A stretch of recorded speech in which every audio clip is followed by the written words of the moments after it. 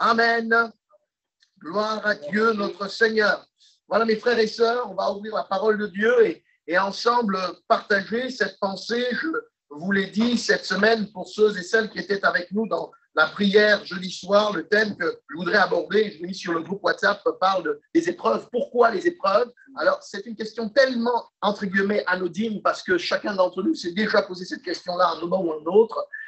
Et peut-être que vous avez déjà entendu par la parole de Dieu, vous l'avez déjà lu, et peut-être que vous avez déjà entendu des prédications qui ont déjà parlé de cela, le pourquoi, le comment des épreuves. Alors, il y a une différence quand on vit l'épreuve soi-même, quand on y est, c'est beaucoup plus compliqué. Même si on connaît les choses, même si on connaît les textes de la parole de Dieu, ce n'est pas toujours évident. Cependant, je voudrais vous inviter avec moi à regarder ce que l'Écriture nous dit. Je n'ai pas la prétention ici de brosser tout le sujet, car il serait tellement vaste et tellement large et il y aurait tellement de choses à dire. Mais je voudrais ce matin aborder la parole, avec la parole, eh bien, des réponses à cette question-là. Pourquoi les épreuves? Pourquoi est-ce qu'elles sont là dans notre vie? Pourquoi elles arrivent? Elles touchent autant les chrétiens que les non-chrétiens, mais ça prend beaucoup plus de sens pour nous, en tout cas, en tant que chrétiens, de se dire, mais pour quelle raison, Seigneur? Si tu nous aimes, tu devrais nous préserver. Si tu nous aimes, tu devrais nous éviter des problèmes, des difficultés. Si tu nous aimes, Seigneur, il ne faudrait pas que l'on ait le souci. Mais vous comme moi, nous savons que l'amour de Dieu ne dépend pas de ces choses-là. Le Seigneur nous aime en dépit de tout ce que nous pourrions vivre, endurer ou expérimenter. J'ai deux prédicateurs dans l'Écriture qui vont ce matin nous aider à comprendre ces choses. Nous allons nous appuyer sur deux serviteurs de Dieu, sur Pierre, et nous allons nous appuyer aussi sur Jacques, le frère de Jésus. Voici les deux auteurs de la Bible, ces deux prédicateurs, ces deux serviteurs de Dieu qui vont nous aider à comprendre le pourquoi du comment et à répondre à cette question, bien sûr à travers leurs mots. Il y a surtout le Saint-Esprit qui les a inspirés et qui, je le crois ce matin, veut aussi inspirer l'Écriture pour qu'elle puisse parler à chacun de nos cœurs. Donc, nous allons ensemble lire un premier texte. Je vais aborder 3 points. On aura un premier texte, un deuxième texte et un troisième texte en conclusion. Dans ces textes-là, nous commençons avec l'apôtre Pierre. Dans la première épître de Pierre, je voudrais lire ici au chapitre 1. 1 Pierre, chapitre 1, je lirai à partir du verset 3. 1 Pierre, chapitre 1, nous faisons la lecture à partir du verset 3.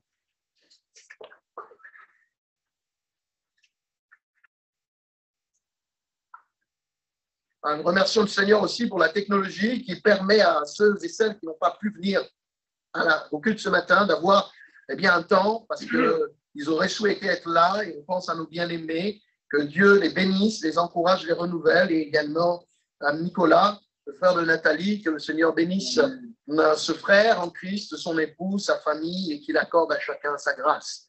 Nous lisons donc à partir du verset 3, je lis ceci, béni soit Dieu, le Père de notre Seigneur Jésus-Christ, qui selon sa grande miséricorde nous a régénérés pour une espérance vivante par la résurrection de Jésus-Christ d'entre les morts, pour un héritage qui ne peut ni se corrompre, ni se souiller, ni se flétrir. Il vous est réservé dans les cieux, à vous qui par la puissance de Dieu êtes gardés par la foi pour le salut prêt à être révélé dans les derniers temps. C'est là ce qui fait votre joie, quoique maintenant, puisqu'il le faut, vous soyez attristés pour un peu de temps par diverses épreuves, afin que l'épreuve de votre foi, plus précieuse que l'or périssable, qui cependant est éprouvé par le feu, ait pour résultat la louange, la gloire, l'honneur, lorsque Jésus-Christ apparaîtra. Vous l'aimez sans l'avoir vu, vous croyez en lui sans le voir encore, vous réjouissant d'une joie merveilleuse et glorieuse, parce que vous obtiendrez le salut de vos âmes pour prix de votre foi.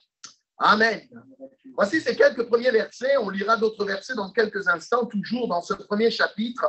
Je voudrais d'abord donner une introduction à ce partage. Ensuite, on verra les 3 autres points à développer. L'introduction que j'aimerais faire repose sur les versets 3 au verset 5 que nous avons lus ici il y a quelques instants. Et puis, le verset 10 jusqu'au verset 12. Voici l'introduction que j'aimerais apporter sur la base de ce que nous lisons ici. Répondons à la question de savoir pourquoi les épreuves. On va y répondre dans quelques instants, mais il faut bien être conscient d'une chose en préambule, en introduction, à savoir que nous avons obtenu le salut de nos âmes. Et c'est un point excessivement important parce que de lui va découler la réponse à la question que nous nous posons. Nous avons reçu, obtenu le salut de Dieu pour nos âmes. L'Écriture nous dit ici que nous avons une espérance qui est vivante. Une espérance qui est vivante. Ce n'est pas une espérance qui est vile ou qui serait morte. Notre espérance est attachée au salut. La Bible nous dit, nous dont le seul secours a été de saisir l'espérance qui nous était offerte. Et la Bible nous dit que c'est comme une encre de l'âme, c'est l'Épître aux Hébreux qui en parle, et cette encre de l'âme entre au-delà du voile dans la présence de Dieu. En nous sauvant, Dieu nous a donné une encre. Vous savez ce qu'est une encre pour les bateaux notamment, quand un bateau arrive, amorce sa descente qui se rapproche du bord du port, il est obligé de jeter l'ancre. Parce que s'il ne jette pas l'ancre, il risque d'avoir un problème. C'est qu'avec la vitesse et l'élan qu'il avait pris, il risque de heurter le bord. Donc, il lance son ancre et l'ancre qui descend au fond de l'eau va finir par se crocher au fond et le bateau, donc la vitesse, va ralentir au fur et à mesure. Pour nous, la Bible nous dit que notre espérance, c'est une encre de l'âme. Mais notre encre à nous, le bord, vous savez, celui qui est pointu, ce qui permet de s'accrocher, notre encre à nous ne se trouve pas sur terre. Notre encre à nous, elle va dans l'autre sens. L'encre du bateau va vers le fond. Notre encre à nous monte vers le ciel. La Bible nous le dit que notre encre est l'encre de l'âme qui entre au-delà du voile dans la présence de notre Dieu. Et c'est un point tellement important, mes frères et sœurs, ce matin, de réaliser premièrement que nous sommes, conformément à ce que nous avons vu dans ce texte, nous avons été régénérés.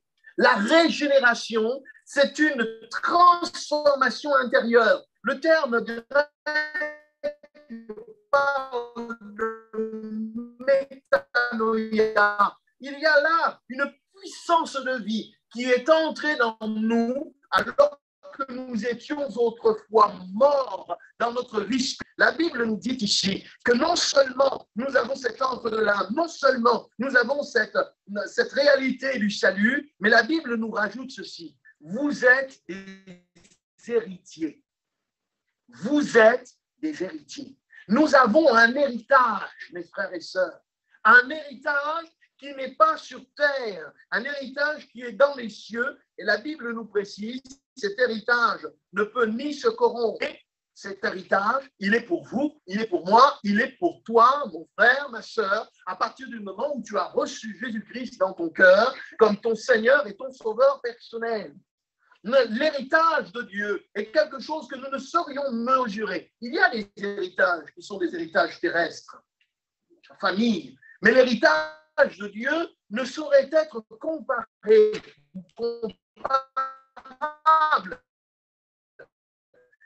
L'héritage de Dieu est quelque chose d'extraordinaire de Dieu. Et nous avons bien plus que simplement ce titre. La Bible nous dit que nos noms sont inscrits dans le livre de la vie et qu'un jour nos yeux le verront, qu'un jour nous serons dans la présence de notre Dieu. Au milieu de la myriade des anges qui louent, qui célèbrent et qui adorent présenter ces réalités-là en vous rappelant ce que nous dit l'Écriture. Il n'y aura plus de pleurs, il n'y aura plus de douleur, il n'y aura plus de souffrance. Nous serons dans la présence de notre Dieu. La musique là-haut dépasse tout ce qu'on pourrait imaginer. Merci Seigneur pour les temps de louange que nous avons. Mais là-haut, mes frères et mes sœurs, la louange que nous aurons sera tellement merveilleuse et nous verrons Jésus tel que nous nous voyons ici, nous le verrons, nous pourrons célébrer le nom de notre Dieu, nous pourrons passer du moment avec le Seigneur, la table sera dressée, il nous est dit, et nous allons être conviés à partager ce rôle. Nous célébrerons notre Dieu. Nous verrons Abraham, nous verrons Moïse, nous verrons David, nous verrons les anciens qui avant nous sont partis, nous verrons les membres de nos familles qui sont partis avant nous mais qui ont reçu Jésus-Christ.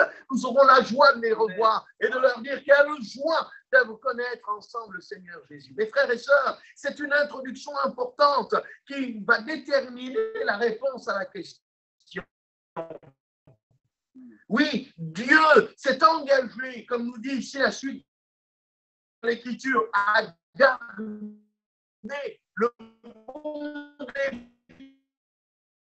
de cet héritage. Il l'a gardé. Et moi, on va tout doucement vers le gage de cet héritage. C'est ma foi, c'est ta foi, mon frère, ma sœur, qui est le gage de cet héritage de Dieu. La Bible le dit dans ce verset 5. À vous qui par la puissance de Dieu êtes gardés par la foi pour le salut prêt à être révélé dans les derniers temps. Oui, le Seigneur l'a dit, mon juste vivra par sa foi. C'est cette foi-là qui nous permet donc d'être des héritiers et des héritières, pour mes sœurs, bien sûr, des choses que le Seigneur nous a réservées. Ça, c'est la première partie, verset 3 et verset 5. Je vous fais le résumé. Mais le verset 10 et verset 12 vient ici marquer notre attention. Je ne l'ai pas lu exprès. Nous allons le lire maintenant pour que vous compreniez la portée et la pertinence du salut. Ce n'est pas quelque chose d'inutile. Nous avons quelques années de marche avec Dieu et on finit parfois par oublier le poids, la portée, la mesure de ce que représente le salut de Dieu en Jésus-Christ. Alors, regardez pourquoi c'est tellement important. Verset 10, les prophètes, il nous est dit, qui ont prophétisé, touchant la grâce qui vous était réservée, ont fait de ce salut, le salut dont nous parlons, ils ont fait de ce salut l'objet de leurs recherches et de leurs investigations. Ça veut dire quoi? Ça veut dire que les prophètes qui prophétisaient, Ésaïe, Jérémie, Moïse, Daniel, Ézéchiel, et que sais-je encore, tous les prophètes dans la parole, qui ont prophétisé concernant la grâce de Dieu, parce que l'Esprit de Dieu qui venait en eux leur inspirait. J'imagine Ésaïe 59, Ésaïe 61, quand Ésaïe parle de la part de Dieu, poussé par le Saint-Esprit, quand il dit « L'Esprit du Seigneur est sur moi et il m'a oint pour porter de bonnes nouvelles ».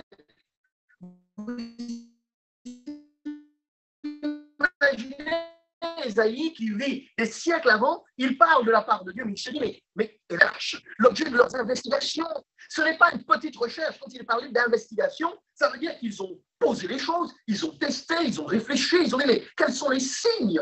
Et la Bible nous dit, ils voulaient sonder, verset 11, l'époque et les circonstances marquées par l'Esprit de Christ qui était en eux, et qui attestait d'avance les souffrances de Christ et la gloire dont elles seraient suivies.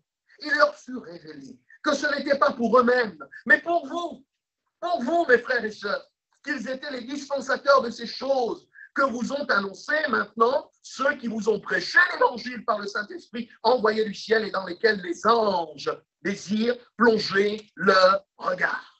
Le salut de Dieu a une telle importance que les milliers de prophètes qui ont été là, je dis les milliers parce qu'il y avait les écoles de prophètes, et qui avaient entendu parler du Mashiach, en hébreu, le Messie, qui devait venir, ils avaient reçu ces promesses.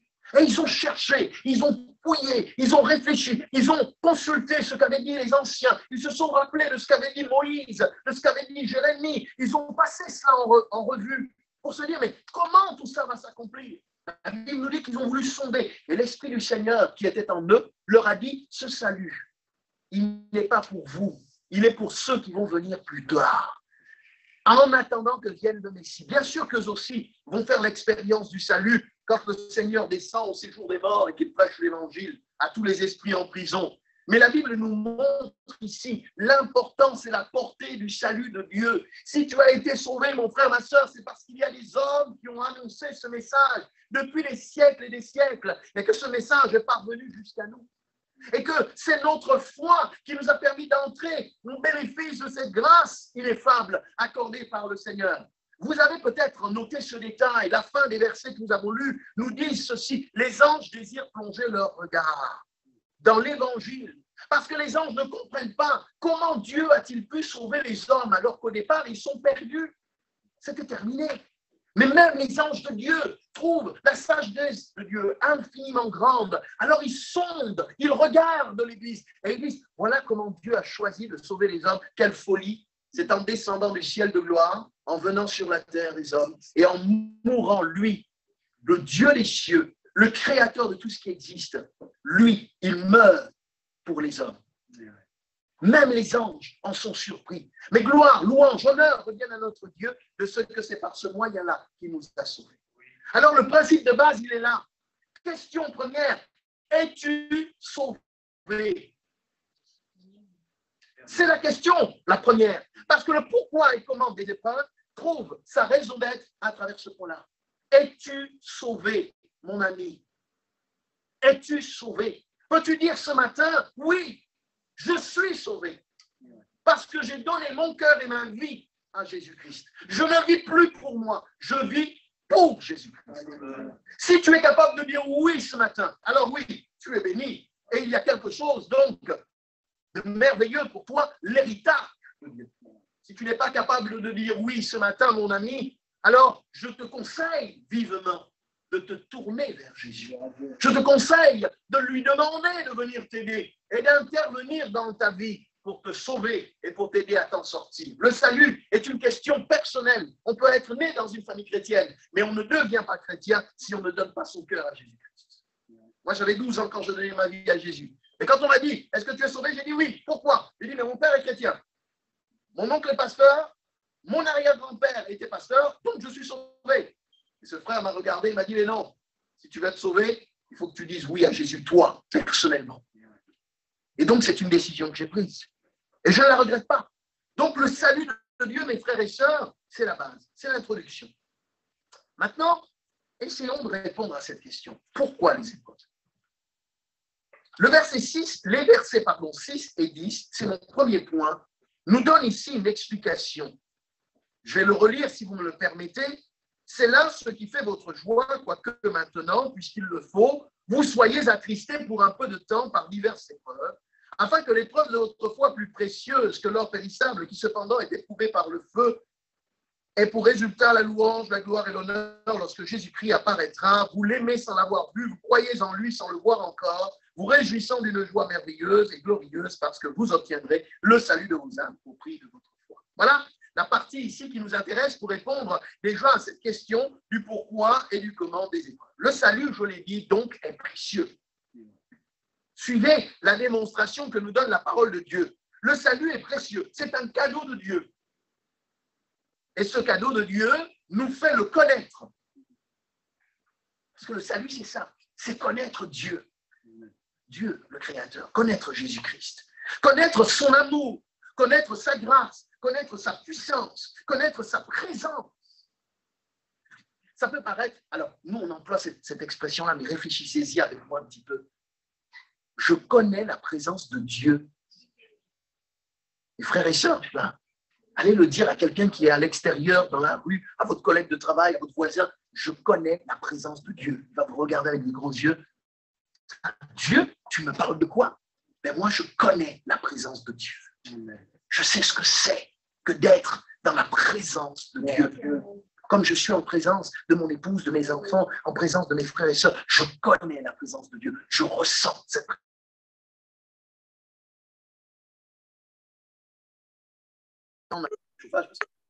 Mais la chaleur corporelle, c'est quoi? C'est la chaleur qui se dégage de chacun de vous, mes frères et sœurs. On ne le voit pas, hein. Mais cette chaleur-là, elle est là. Et cette chaleur qui se dégage de votre corps fait qu'il y a une certaine température qui se maintient dans ce lieu. Quand c'est vide, eh bien, on n'a pas cette chaleur.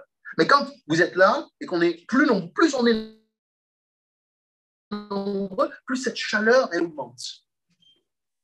Alors, il y a la présence de Jésus envahit l'espace. Et sa présence fait découler une certaine chaleur qui envahit nos cœurs et nos vies et qui nous permet de sentir véritablement qu'il est là. Le salut de Dieu, pour être plus précis, a remis les choses en ordre dans nos vies. Ce qui était abîmé, le salut de Dieu a rétabli le règne de la paix. Le salut de Dieu a permis une communion unique et parfaite avec le Créateur de notre vie. De ce salut, mes frères et sœurs, dépend toute notre éternité. Nous avons été délivrés de la puissance des ténèbres. Nous avons été délivrés, libérés de la férule de Satan et de ses démons. Nous avons été, bien-aimés dans le Seigneur, libérés de la mentalité de ce monde imparfait qui nous tenait les uns et les autres en esclavage. Voilà ce que le salut de Dieu a fait, libéré de tous les liens ataviques, familiaux, qui se répercutaient de père en fils, de mère en fille. Oui, Dieu nous a délivrés de tous les liens des ténèbres qui pesaient sur nos vies et sur nos âmes. Alléluia. Mais nous y accédons par la foi en Jésus-Christ. Nous y accédons par la foi en Jésus-Christ. Alors, premier élément de réponse, l'épreuve C'est le test qui atteste la qualité de notre confiance en Dieu. Parce que la foi, ça veut dire confiance. Et ça veut dire fidélité. Confiance. Eh bien, l'épreuve, c'est ce qui est le test qui atteste de la qualité de notre confiance ou de la qualité de notre foi en Dieu. Le salut, j'y accède par la foi. Eh bien, l'épreuve, c'est ce qui permet de tester la qualité de la foi que tu as reçue. Sous-entendu, ce que je veux dire par là, c'est que qui que nous soyons, si nous avons donné notre cœur et notre vie à Jésus-Christ, il faut vous attendre à ce que la foi que vous avez mise dans le salut de Dieu, que votre foi soit testée. Je vais vous lire le même texte, les mêmes versets 6 à 9. Je vais vous le lire dans une autre version qui m'a fortement interpellé. C'est la version Parole de vie. Et c'est intéressant de voir ce qui est dit ici dans la version Parole de vie. D'une certaine manière, ça éclaire le texte que nous avons lu ici. Il est dit ceci, c'est pourquoi, vous êtes remplis de joie, même si toutes sortes de difficultés doivent vous rendre triste pendant un peu de temps. La suite dit ceci, ces difficultés, ou sous-entendu ces épreuves, ces difficultés servent à montrer la qualité de votre foi. L'or peut s'abîmer, pourtant on le met dans le feu pour voir s'il est pur.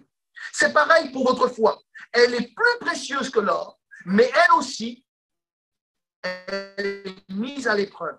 Alors, quand Christ paraîtra, vous recevrez honneur, louange et gloire à cause de la qualité de votre foi. Jésus, vous ne l'avez pas vu, et pourtant vous l'aimez. Vous ne le voyez pas maintenant, et pourtant vous croyez en lui. C'est pourquoi vous êtes remplis d'une très grande joie, une joie si grande qu'on ne peut même pas en parler. Cette joie, vous l'avez parce que vous êtes sauvés. Voilà la récompense que vous gagnez en croyant en Jésus. J'ai beaucoup aimé cette traduction Parole de vie parce qu'elle va donner une coloration particulière à ce que nous sommes en train de partager ce matin. L'épreuve est donc le test qui montre la qualité de notre confiance en celui qui nous a sauvés. La question que je posais tout à l'heure, es-tu sauvé? Oui, je suis sauvé. Alors, si tu es sauvé, tu vas me le prouver. Mais comment es-tu sauvé? Par la foi, parce que je crois en Jésus. Eh bien, on va vérifier si vraiment tu crois en Jésus, eh bien, il va arriver ce qu'on appelle des tests qui vont être là pour mettre en évidence la qualité de la foi que tu as en Jésus-Christ. Mes frères et sœurs, c'est une chose importante. Vous noterez par exemple ici qu'il nous est parlé, dans la version Louis II, vous l'avez notamment, et même dans d'autres versions, il est dit vous soyez attristés pour un peu de temps par diverses épreuves. Et ça m'a interpellé hier, quand je préparais ce message, diverses épreuves. Et donc, je me suis rendu compte en lisant cela que la Bible nous parle de l'épreuve de la foi, c'est vrai, mais la Bible nous montre qu'il y a diverses épreuves. Dans le texte grec, c'est traduit par toute espèce d'épreuves. C'est traduit aussi par diverses couleurs. Et c'est traduit par diverses sortes, des choses variées. On parle de l'épreuve de la foi, mais la Bible nous dit qu'il y a une diversité d'épreuves. Je ne sais pas si vous voyez un petit peu ça. L'épreuve, c'est un test. On parlait avec ma femme de cela, et il y a différents tests que l'on passe dans notre vie. Permettez-moi de sortir un peu du contexte ici, mais vous allez mieux comprendre. L'un des premiers tests que l'on va passer dans notre vie, les enfants sont jeunes et en avançant, ils vont passer un premier test à l'école, passer différents examens, des petits tests qui permettent de voir où ils en sont. Ils les réussissent, ça permet de voir que c'est bon, et puis on avance. On va passer un test qui est celui, par exemple, du passage du permis de conduire.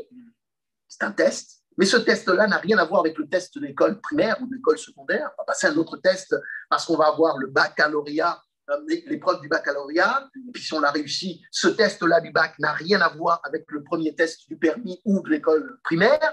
Et puis il y a le test de l'embauche, on va aller rencontrer un employeur, se présente à lui, c'est un test que l'on passe parce que si ça fonctionne, j'aurai le travail. Et si je l'ai, merci Seigneur, mais ce test-là n'a rien à voir avec tous les autres tests que l'on a passés. Et la Bible nous dit qu'il y a une diversité de tests. Ça veut dire quoi? Ça veut dire qu'à cause de la foi que nous avons en Jésus-Christ, Dieu permet différentes sortes de tests qui apportent des réponses diverses pour enrichir la foi. Divers tests pour pouvoir ici nous apporter différentes choses, différents aspects. J'ai été marqué par ça parce que nous disons je suis dans l'épreuve. Mais en réalité, la Bible ne dit pas juste l'épreuve au singulier, elle dit une diversité d'épreuves, différentes sortes d'épreuves qui sont nécessaires pour que la foi puisse s'exprimer. Avançons sur cela. La Bible donc nous présente ces choses-là pour nous dire que les tests sont variés et que cette variation dans les tests vise différents objectifs. Différents objectifs. Tous les tests, toutes les épreuves que vous avez déjà vécues depuis que vous êtes chrétien, ils n'ont pas la même nature. Et ce que vous avez appris à travers les premiers tests de votre foi chrétienne, eh bien, continue de se répertorier tout au long de votre marche avec un acquis. Parce que vous avez acquis des choses. Ces objectifs, il faut les atteindre et avancer. Dans la marche chrétienne notamment, parce qu'elle nous rapproche un peu plus de notre Seigneur Jésus-Christ. C'est pour cela que l'apôtre Pierre peut dire ici, vous aimez, vous dites que vous avez la foi et vous dites que vous aimez Jésus, mais vous ne l'avez jamais vu. Alors il dit, les tests que vous vivez, ils vous rapprochent de Jésus, ils vous permettent de mieux le connaître, ils vous permettent de toucher du doigt la réalité de sa présence, ce dont je parlais il y a quelques instants. Les tests que nous vivons, mes frères et sœurs, nous permettent de toucher du doigt la présence du Seigneur Jésus à nos côtés. Et c'est tellement important parce que nous en avons besoin. Nous sommes sauvés par la foi, mais si je ne sais pas, si je ne sens pas mon Seigneur, eh bien comment puis-je continuer d'avancer? J'ai besoin de cette relation personnelle avec lui. C'est un des premiers aspects qui sort de ce texte. Alors, deuxième point, que dit Jacques maintenant? On va le lire, on descend juste, puisque c'est le livre qui est juste avant, on va lire ensemble dans l'épître de Jacques au chapitre 1. L'épître de Jacques, chapitre 1, ici, on a un deuxième élément qui s'ajoute, et vous noterez dans la même version qu'il est parlé ici des diverses épreuves. Je lis à partir du verset 1, Jacques, serviteur de Dieu et du Seigneur Jésus-Christ, aux 12 tribus qui sont dans la dispersion, salut. Mes frères, regardez comme un sujet de joie complète les diverses épreuves auxquelles vous pouvez être exposé. En disant ça, Jacques, il nous parle. J'ai lu ça hier, je me suis dit, mais oui, ça vraiment, on est au cœur du sujet. Mais Seigneur, j'ai un problème. J'ai un problème parce que tu dis, regardez comme un sujet de joie complète. Comment je peux être joyeux face aux diverses épreuves? Comment? Je ne remets pas en question ce que dit la parole, mais je dis, Seigneur, aide-moi à comprendre qu'est-ce qu'il y a derrière. Tu dis qu'il faut avoir une joie complète. Et c'est important parce que le texte grec traduit par complète ici par parfaite. Le Seigneur nous dit ici, regardez comme un sujet de joie parfait. Si vous direz un sujet de joie parfait, les diverses épreuves auxquelles vous êtes exposés.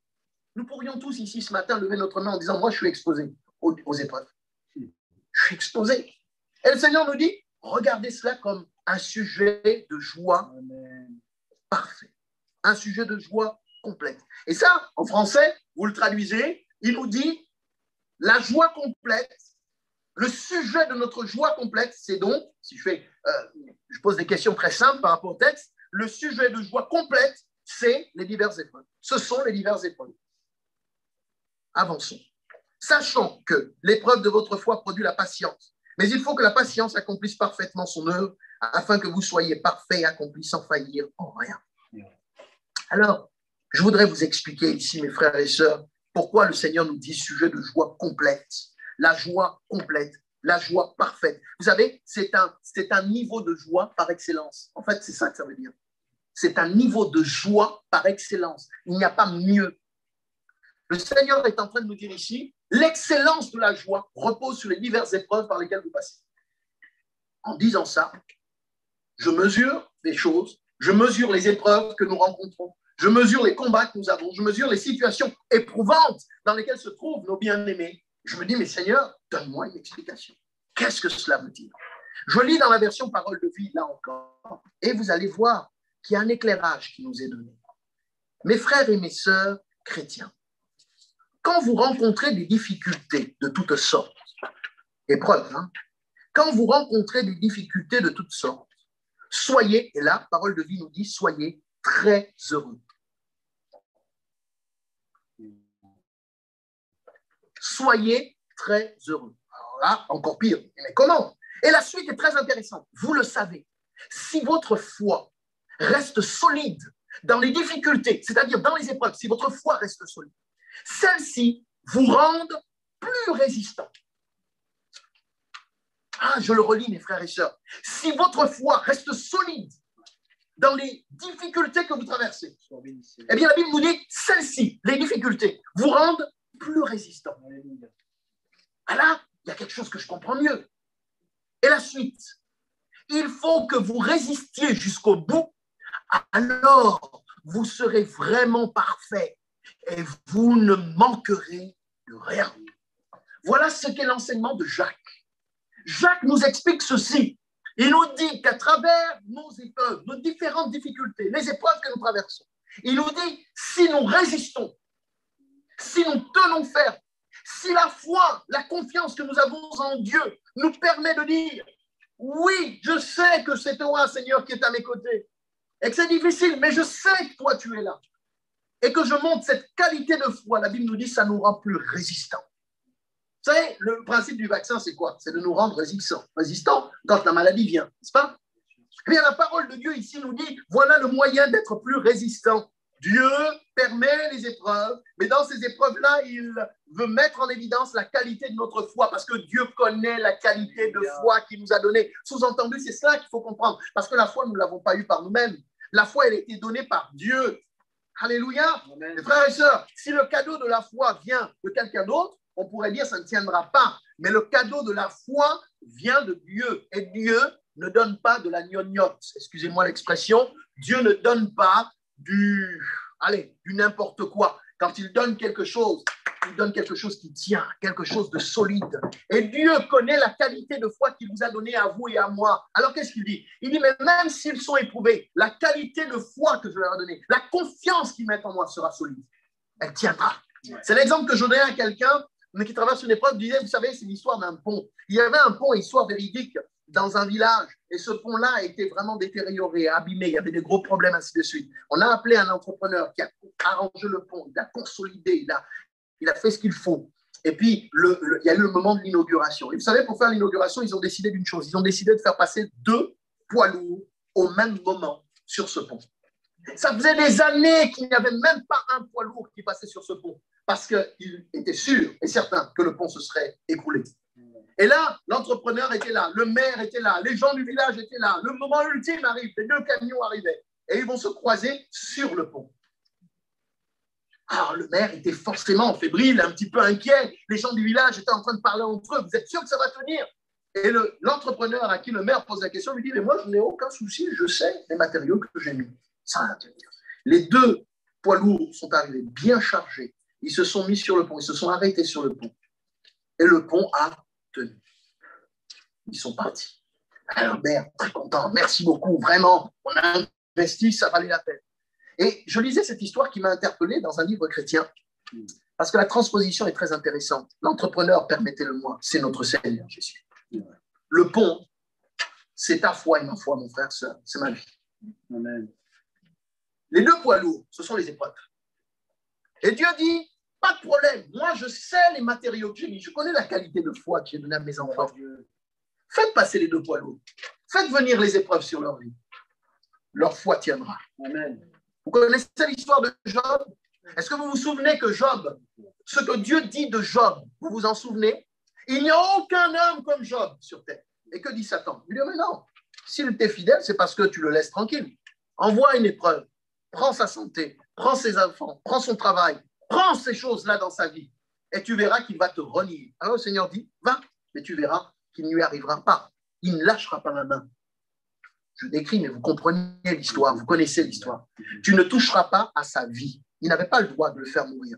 Mais que va-t-il se passer? La cascade d'épreuves, les épreuves, là pour le coup, on parle des diverses épreuves dans la vie de Job. Il perd sa femme, il perd ses enfants, sa femme. Quand je dis sa femme, c'est pas qu'elle est morte. Mais sa femme avait un autre état d'esprit. Hein.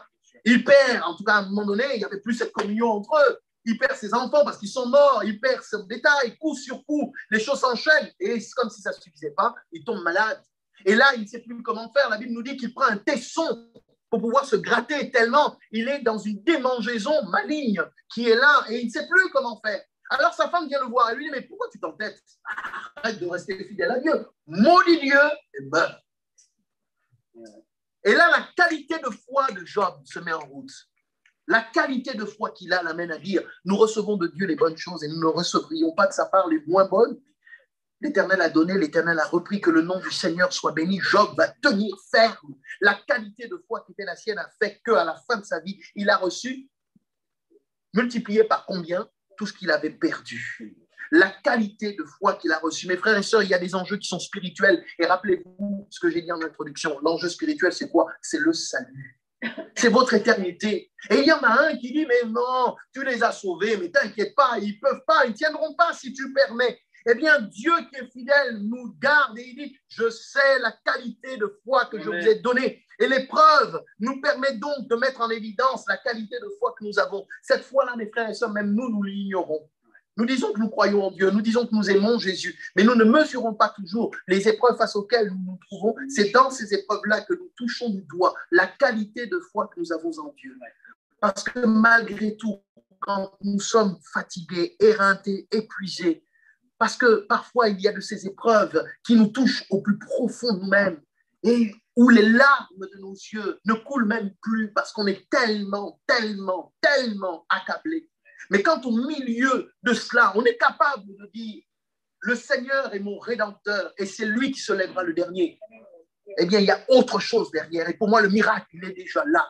Quand de nos frères et de nos sœurs, dans l'arène, face au lion, sous Néron, on dit « Vous reniez Dieu, on vous sort de là. Il n'y a aucun problème. Vous reniez Jésus, votre foi et tout ça, et on vous sort de l'arène. Sinon, les lions vont vous manger. » Et que ses frères et ses sœurs ont dit, nous croyons en Jésus et nous ne renierons pas notre foi, et qu'ils ont été dévorés par des lions.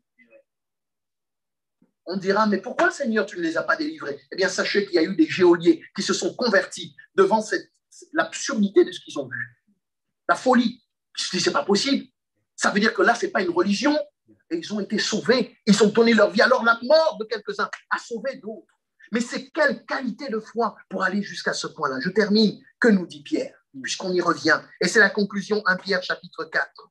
Pendant ce temps-là, nos frères vont commencer tout doucement à préparer la table. Je pense à Roland et à Anthony. La prédication de ce matin est enregistrée, vous pourrez la réécouter. Mais 1 Pierre 4 nous dit ceci, verset 12 à verset 19. Bien-aimés. Et j'ai marqué, j'ai souligné des choses. Bien-aimés, j'ai souligné, ne soyez pas surpris. Comme j'ai souligné d'une chose étrange qui vous arrive. Et là, j'ai souligné de la fournaise qui est au milieu de vous pour, et j'ai souligné, vous éprouver. Et quand j'ai lu ça, je me dis, Seigneur, mais c'est notre Église. Seigneur, c'est ce qu'on est en train de vivre. Nous sommes dans une fournaise qui est au milieu de nous. Et il y a une fournaise qui est là. Vous l'avez senti quand même. Vous sentez bien que c'est chaud. C'est chaud. Et je ne fais pas de jeu de mots, mais c'est la réalité. Sauf que je trouve dans la parole de Dieu, ne soyez pas surpris. Ah bon, d'accord, ok. Bon, ne soyons pas surpris. Je prends acte de la parole. Elle dit, ne soyez pas surpris. Donc, mes frères et sœurs, si quelqu'un est surpris, arrêtez d'être surpris. Le Seigneur nous dit, ne soyez pas surpris. Comme d'une chose étrange. Pareil, ce n'est pas étrange ce qui nous arrive. Alléluia. Ce n'est pas étrange. Nous, on se dit, mais c'est bizarre quand même ce qui arrive. On a des frères et sœurs qui sont touchés. On vit ça. Ça n'arrête pas, Seigneur. On est comme dans un rouleau compresseur. Mais le Seigneur nous dit, ce n'est pas étrange. Ce n'est pas étrange. La fournaise qui est au milieu de vous, elle est allumée au milieu de vous. Pour quelle raison ce n'est pas étrange? Pour quelle raison nous ne devons pas être surpris? Eh bien, c'est la fin du verset. Parce que cette fournaise qui est au milieu de vous est là pour vous éprouver. Et c'est le verset affiché. Merci. Pour vous éprouver. Alléluia. Les frères et sœurs, il y a quelque chose qui se passe. Le Seigneur est en train de dire, cette église, elle a une qualité de foi. Alléluia. Eh bien, vous pouvez les éprouver, mais ils ont une qualité de foi qui tiendra. Elle tiendra, cette foi-là, parce que je leur ai donné une qualité de foi, la même que celle de tous les enfants de Dieu. Une foi qui vient de Dieu. Et c'est un cadeau qui est solide. Ce n'est pas de la banalité, ce n'est pas des petites choses. La suite nous dit, réjouissez-vous. Et là, on comprend mieux pourquoi. Réjouissez-vous Au contraire, de la part que vous avez aux souffrances de Christ, mes frères et sœurs, pourquoi il parle des souffrances de Christ? Parce que dans le verset 1 de ce même chapitre que je vous lis, 1 Pierre 4, si vous lisez le verset 1, il nous est dit, le Christ a souffert dans son corps. Vous aussi, soyez sûrs d'une chose. Le chrétien qui souffre dans son corps, je lis dans Parole de vie, le chrétien qui souffre dans son corps a laissé le péché. Pour vous, cette pensée doit être une arme de combat. C'est Parole de vie qui le dit. 1 Pierre 4, moi je lis dans Louis II, Christ ayant souffert dans la chair, vous aussi armez-vous de la même pensée, car celui qui a souffert dans la chair en a fini du péché. Oui, la Bible est en train de nous dire ici, eh bien celui qui souffre dans sa chair, pas parce qu'il l'a cherché, là encore, c'est pas parce qu'on n'est pas masochiste non plus, hein. Hey, frappez-nous, non, non, non, mais parce que vous croyez en Jésus, l'épreuve vient, elle survient, elle repart. La Bible nous enseigne et nous dit ceci, eh bien ne soyez pas surpris, parce qu'elle est là pour vous éprouver, c'est-à-dire pour mettre en évidence la qualité de notre foi. Et moi, je suis encouragé, je peux vous le dire, quand je partage avec ceux et celles qui traversent des épreuves très, très compliquées, et vous les connaissez, je ne vais pas refaire la liste, mais quand je parle avec eux et que j'entends leur foi, Amen. que j'entends leur foi, j'entends ce qu'ils me disent malgré ce qu'ils traversent, j'entends qu'ils disent que Dieu est avec eux, qu'ils réalisent la présence du Seigneur, et je me dis, Seigneur, il y a quelque chose là qui dépasse tout ce qu'on pourrait imaginer. Parce que quelqu'un d'autre aurait peut-être fait pire, serait tombé dans d'autres chemins. Et la Bible nous dit cela, et c'est très important. Parole de vie dit ceci, ne soyez pas surpris, ce n'est pas étonnant. Ce feu va montrer, cette fournaise, ce feu va montrer ce que vous valez. Ce feu va montrer ce que vous valez. Si vraiment vous participez aux souffrances du Christ, soyez joyeux. Notre joie, mes frères et sœurs, c'est de là qu'elle vient. C'est de dire, Christ ayant souffert lui aussi, eh bien, il nous a jugés dignes de souffrir comme lui, il a souffert. Et en fait, c'est en cela qu'à un moment donné, on ne comprend pas. Seigneur, tu me fais passer par le chemin par lequel tu es passé. Vous voulez refaire la liste de ce que Jésus a souffert? Moralement, physiquement, spirituellement, psychologiquement, on peut refaire toute la liste. Mais il y a une chose importante, Gethsémane, sa sueur devient comme des grumeaux de sang. Les vaisseaux capillaires vont éclater. Ce n'est plus de l'eau, c'est du sang qui coule. C'est vous dire l'état d'angoisse dans lequel il est. C'est vous dire la souffrance dans laquelle il est. Et je vous passe tous les détails des épines d'Israël qui étaient longues comme ça et qui sont entrées dans sa chair. Je vous passe les détails du fouet qu'on frappe et sur lesquels les lanières, au bout, il y avait des clous. Quand on les enfonçait, ça entrait dans le dos de la chair. Et quand on retirait, c'est la chair qui s'en allait. Mes frères et sœurs, qu'est-il que tu aies à souffrir, que Christ n'ait pas souffert? Eh bien, il nous dit, tu es jugé digne de marcher comme moi à ma suite, mais ta souffrance ne sera rien en comparaison de ce que j'ai vécu. Par contre, Jésus nous dit, moi j'ai vaincu. Amen. Je serai celui qui sera présent à tes côtés. Je souffre avec toi et je vais te fortifier. Je vais te donner un petit peu de ma force et tu retrouveras de la vigueur. La Bible nous le dit. Il est dit alors, quand vous verrez votre gloire, sa gloire, pardon, vous serez également heureux et plein de joie. Si on vous insulte parce que vous êtes disciples de Christ, quel bonheur pour vous. L'Esprit de Dieu glorieux est sur vous. Parmi vous, si quelqu'un souffre, il ne faut pas que cela lui arrive parce qu'il a tué, ou parce qu'il a volé, ou parce qu'il a fait du mal, ou parce qu'il a semé le désordre. Mais si quelqu'un souffre parce qu'il est chrétien, il ne doit pas avoir honte. Il doit plutôt remercier Dieu de pouvoir porter le nom de Jésus.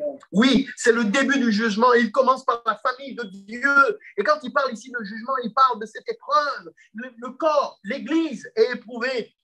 Parce que Dieu veut montrer que son Église lui appartient et qu'il y a une qualité de foi qui est incomparable. Et ça, mes frères et sœurs, c'est ce qui parle au cœur. Alors, pourquoi les épreuves? J'ose croire que vous avez peut-être eu une ébauche de réponse ce matin. Pourquoi les épreuves? Premièrement, parce que vous êtes sauvés. Donc, si vous ne voulez plus d'épreuves, à la limite, dites-moi, je renonce à Jésus, je ne veux plus le salut. Or, je sais que vous aimez le Seigneur, je sais que nous aimons Jésus. Mais à cause du salut de Dieu, qui est excellent, à cause de cette grâce de Dieu à laquelle nous entrons, à cause de l'héritage que nous avons, je vous le rappelle, nous sommes héritiers, vous êtes héritières, mes sœurs. À cause de cet héritage, eh bien, il y a comme un combat qui est lancé. De dire, mais si ce sont tes héritiers, mais prouve-le. Et si nous sommes ses héritiers, eh bien, montrons que nous sommes héritiers de Christ. Alors, il n'y a pas ici de présomption de force. Et je ne peux pas vous dire, moi, face à l'épreuve, je serai, oh, tout va bien, je passerai l'épreuve sans compromettre. Non, mes frères et sœurs, aucun de nous ne présume ses forces. Quand on est dans une épreuve, ça fait mal. Mais nous trouvons dans l'épreuve la force de puiser dans notre relation avec Jésus. Et c'est là qu'il y a une question. C'est est-ce que tu connais bien Jésus? Est-ce que tu le connais suffisamment bien pour que dans ta relation avec lui, il y ait quelque chose qui se passe et qu'il y ait comme dans cette communion un passage de relais. Jésus t'envoie cette force dont tu as besoin. Il te donne la paix dont tu as besoin. Il te donne la vigueur dont tu as besoin pour dépasser cette situation. Même si tu y es. Et cette fournaise qui brûle comme l'or qui pourtant est précieux. Vous savez, on nous a dit l'or est précieux. Ça vaut beaucoup l'or. Hein? Vous savez que la notion économique pèse sur la base de l'or. Mais la Bible nous dit la foi est plus précieuse que l'or. Et l'or, qui pourtant est éprouvé par le feu, eh bien notre foi, elle aussi, elle est mise dans la fournaise parce qu'on croit en Jésus. Ça veut dire qu'à la limite, si on n'avait pas cru en Jésus, on nous aurait dit, vous, c'est bon, vous êtes de notre côté, restez tranquille. Et parce que nous avons cru en Jésus, eh bien notre foi est éprouvée, nous marchons à la suite du Maître.